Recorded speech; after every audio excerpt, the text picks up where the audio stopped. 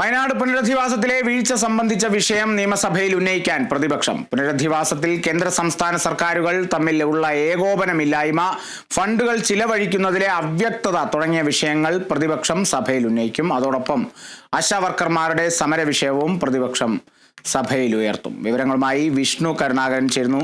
വിഷ്ണു, നിരവധി വിഷയങ്ങളുണ്ട് പ്രതിപക്ഷത്തിന് സഭയിൽ ഉന്നയിക്കാൻ. എന്താണിപ്പോൾ സഭയിൽ നടക്കുന്നത്?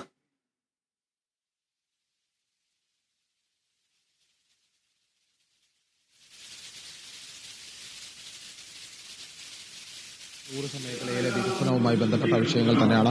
അതോടൊപ്പം തന്നെ കുട്ടികളിലെ ലഹരി ഉപയോഗം, സ്കൂളുകളിലടക്കമുള്ള ലഹരി ഉപയോഗത്തെക്കുറിച്ചുള്ള ചർച്ചകൾ ഉണ്ടായിട്ടുണ്ട്. മന്ത്രി MP രാജേഷ് ഇതിന് മറുപടി നൽകിയത് ലഹരി വിരുദ്ധ പ്രവർത്തനങ്ങൾ ഫലപ്രദമായി തന്നെയാണ് പോകുന്നത്.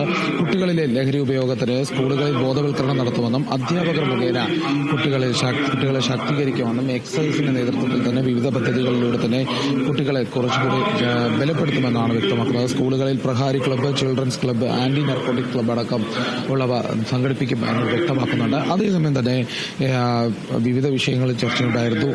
ഈ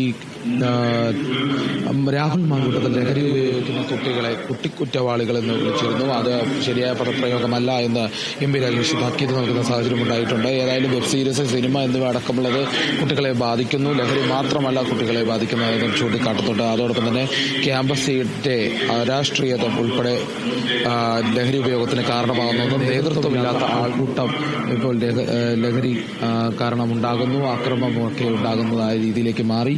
വിദ്യാർത്ഥി സംഘടനകളിൽ ഉണ്ടാകുന്നത് ഈ ലഹരി വിരുദ്ധ സംവിധാനങ്ങൾക്ക് ഗുണപ്പെടുമെന്നും മന്ത്രി പറഞ്ഞു.